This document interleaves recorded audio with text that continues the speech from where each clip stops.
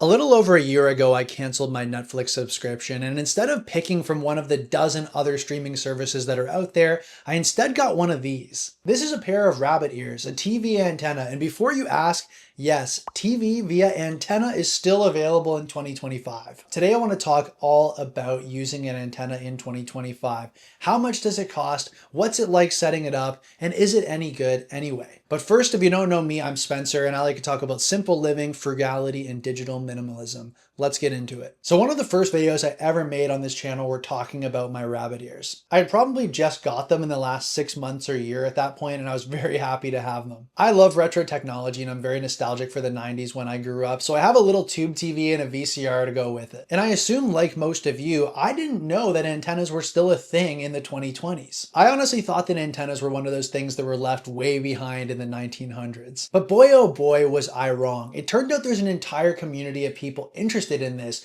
cord cutters who got rid of their cable subscription and replaced it with a high quality TV antenna. Believe it or not, television is still being broadcast in many places all over the world via a digital signal that can be picked up by these antennas. The best part is that pretty much any antenna can do the trick. You might need a special converter box to get it working on your TV, but other than that, once you have it up and running, you're going to get potentially dozens of channels for free. Growing up, I had a very similar tube TV to the one that I had now in my childhood bedroom. I think I got it at a garage sale when I was like 10 years old. That TV actually had a little collapsible antenna on it, and I think I was able to get 2 or 3 channels from it. They all came in pretty fuzzy, but I remember thinking how cool it was at the time that I had free TV coming to my room without any sort of cable box hooked up to it. So when I first ordered this set of Philips rabbit ears on Amazon, I really didn't have super high expectations. I wasn't really expecting much more than those 2 or 3 fuzzy channels that I got in my childhood. But boy, was I wrong again. When I plugged this thing in back at my old apartment and did a channel scan, I got like 30 channels, and there were a lot of good shows on there. And by good shows, I don't mean Severance or The Silo or Tiger King or something like that. I'm talking Alf, I'm talking The Brady Bunch, I'm talking American Pickers. The kind of stuff that you were going to find on TV already, but the point is that you don't have to pay for it. And most of the channels came in extremely clear. It was no different than watching it on a cable package. There was 1 or 2 channels that I think were coming as far as from Michigan. I had to do a little bit of adjustment of the rabbit ears in order to get those ones to come in, but I still got those too. So there was some pretty distant reach in the area that I was living before. I will say that your mileage may vary here. There's going to be a lot of factors that influence how many channels you're going to get. The general signal strength in your area and what channels are being broadcast is going to matter, but it also matters what your actual antenna is, how powerful it is. Now this antenna is pretty small and it's an indoor one, so it's on the weaker side. But if you had a larger antenna, especially one mounted outside with clear line of sight to the sky, you're going to get a lot more channels than I'm able to. Since I moved in with my girlfriend across town, I got both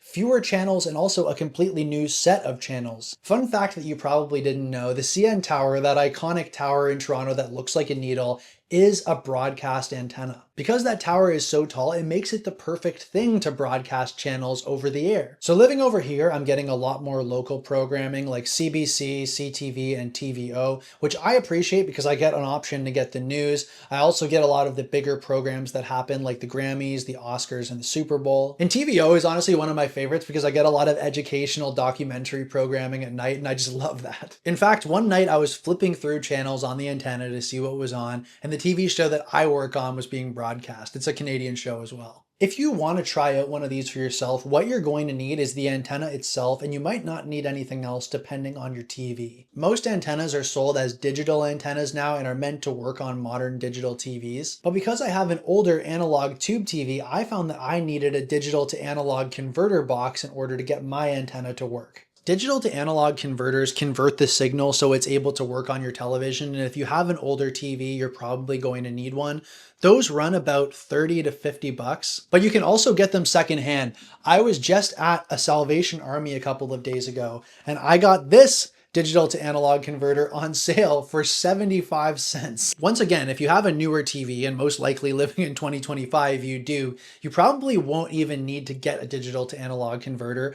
All you will need to get is the antenna itself and then plug it into the TV and you're ready to go. The best part is that these antennas are not very expensive. This was 20 bucks on Amazon. I got it a couple years ago now, and I've had free television. I've got the Super Bowl, I've got the Oscars, I've got the Grammys, I've got the news, I've got my documentary programming, All of that is available to me for free now after paying that one-time fee to buy the device itself. They also make nicer, more modern antennas that look kind of like a Wi-Fi router. They're kind of like these black boxes. And then you can also get those really large antennas as well that can be mounted outside on your house. Some of those might cost a little more money, but I suspect you're going to get a little bit better results than I'm getting with my little rabbit ears. You should be able to get quite a few more channels no matter where you're located. Even if you're somewhere where you think the signal is likely weak, I think if you have a larger antenna, you're going to have better results. But if you want to know for sure what channels are being broadcast in your area, there's actually a great website you can go to that lists all of the channels available and the signal strength for your location. That is linked down below in the description if you want to check it out. I found it to be a really valuable resource and quite accurate. Lastly, I want to talk about, in the age of streaming services, why would you actually want an antenna here in 2025? Is there actually a point to getting one of these? I would say yes for a few different reasons. Number one is that this does not rely on an internet signal in order to get your programming. If your internet is down or slow for some reason, but you still have power, you should still be able to get service from your antenna. Depending on how strong your antenna is, and if you have any sort of battery solutions for power outages or anything like that, if there was a power outage in your community, you might be able to still pull in a signal from another community that's not affected. Another reason is because of the price of this thing. If you're interested in having live programming, as well as just another option to get your media without any sort of recurrent subscription cost, I think the price is right. As I've talked about many times on this channel before and will talk about again in the future, there are simply too many subscriptions nowadays. Everybody wants a monthly payment for every service in our lives. And I don't care that there are ads on broadcast television. It is a breath of fresh air to be able to watch TV and not have to pay out the nose monthly for it. Finally, I think this is still a great option for anybody who just wants to complement their current setup and need to rely a little less on streaming services to give them their programming. Occasionally, I will sign up to a streaming service for a short stint to watch a show that I want to watch, but then I'll cancel it again. Oftentimes I'm getting my media from a variety of free sources,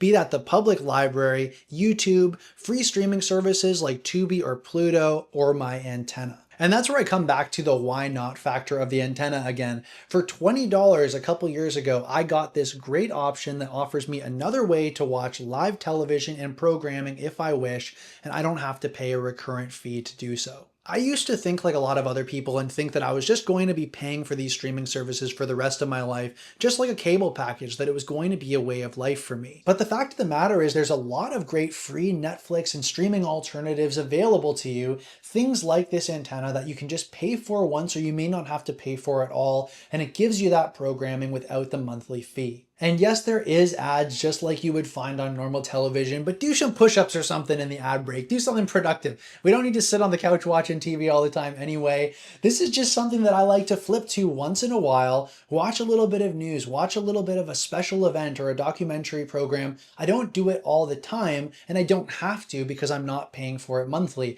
I don't have to feel guilty if I'm not overusing this tool because it only cost me 20 bucks once a couple years ago. So that's pretty much all I have to say on this, folks. I honestly do think that the antenna is a great way to go in 2025. I think it was a great way to go 30 years ago, and I think it's still a great way to go today. Let me know if this is something you'd be interested in trying, or let me know if you're using an antenna already here in 2025. I'd be happy to hear from you. If you want to pick up this specific antenna that I'm using, I have a link in the description for that, as well as a few other recommendations that I have. Thanks very much for watching, and I'll see you in the next one.